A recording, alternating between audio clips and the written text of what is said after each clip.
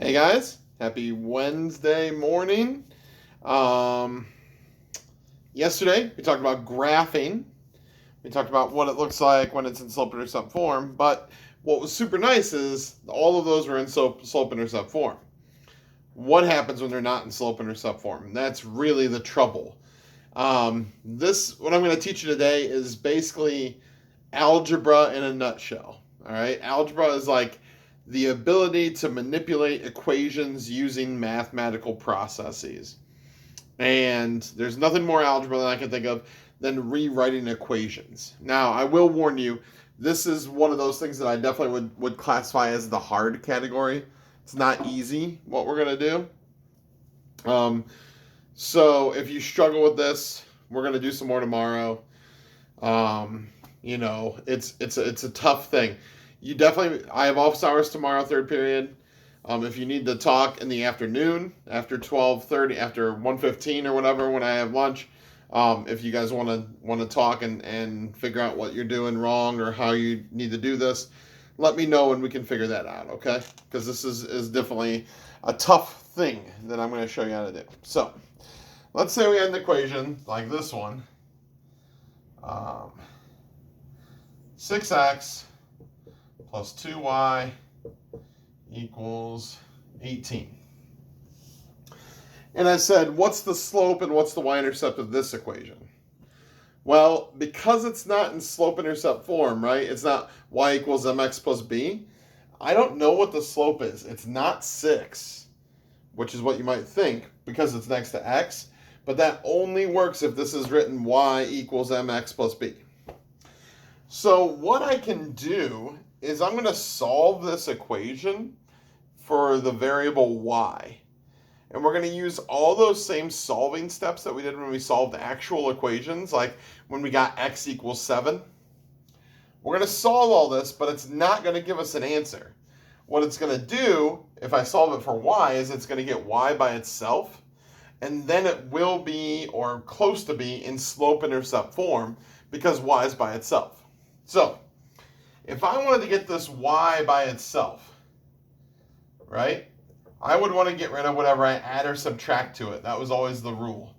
So to get rid of plus 6x, what I'm going to do is I'm going to subtract 6x from both sides. Now those would cancel out. We still have 2y. Now over here is kind of the interesting part where people are going to mess up. 18 minus 6x. They are not like terms.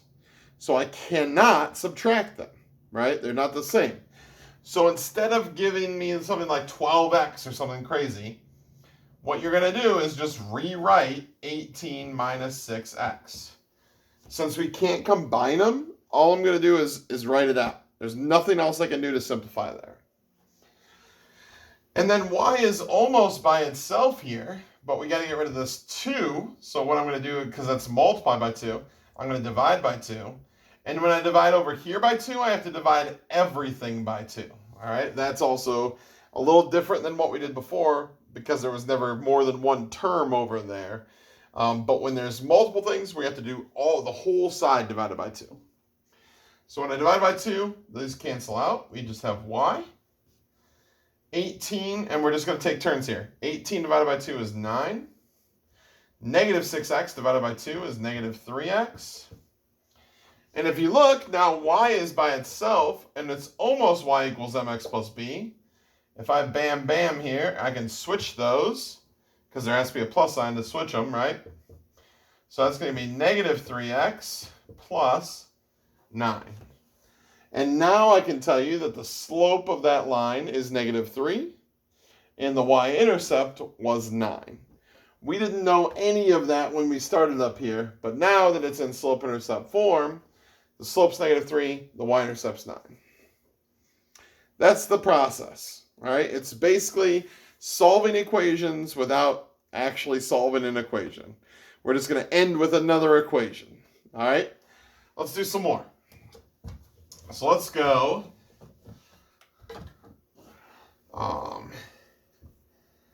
12x equals 30 minus 4y. All right, again, not in slope-intercept form because y is not by itself. So I don't know my slope, I don't know my y-intercept. But what I do know is I could rewrite it.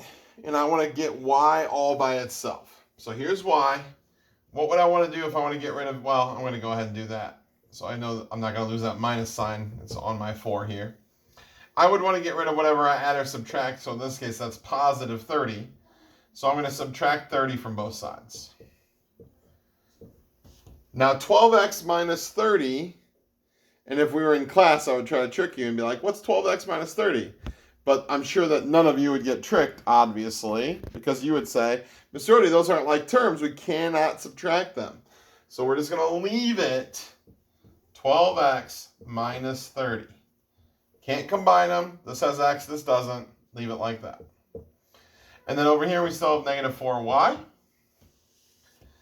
And then we still got to get rid of the negative 4. So I'm going to divide by negative 4. And make sure we divide everything by negative 4. 12x divided by negative 4 is going to give me negative 3x. Negative 30 divided by negative 4. That is a little bit trickier. I know a negative divided by negative is positive. But 30 over 4 is going to be giving me a decimal, and we just want to leave it as a fraction. But I'm thinking that it simplifies, right? 2 goes into both of them. So 2 goes into 30 15 times. 2 goes into 4 2 times. And now y is by itself, right? Now, remember, we learned this before, but if you want to just write y equals on this side, that doesn't change anything. I'm allowed to change which side the equal sign's on, right? If that freaks you out. But as soon as we get y by itself, now I can tell you my slope is negative 3, because that's the one that's with x. And my y-intercept here is 15 halves. There you go. Rewrite it in slope-intercept form. I know I've said this to you guys multiple times this year, but this is going to be one of those you just have to keep practicing. The more you do it, the better you're going to get. All right, let's see this one. How about 62 equals, what does it equal? Good question.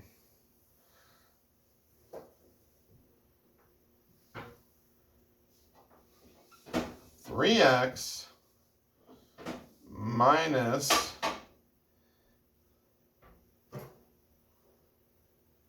four y minus 2. Okay, so definitely not in slope-intercept form. And if I want to know the slope and the y-intercept, I need it to be in slope-intercept form. So I'm going to go through all those same steps. Now, this one's a little weird. Well, first of all, I'm going to get rid of these minus signs. Bam, bam, bam, bam. Cool. This one's a little weird because now there's 2 numbers over here I want to get rid of. I'm probably going to just get rid of the constant first. Nothing over here is like terms, and that's important. If I did have like terms on that side, I would go ahead and add those like terms first. But I do not have like terms. Make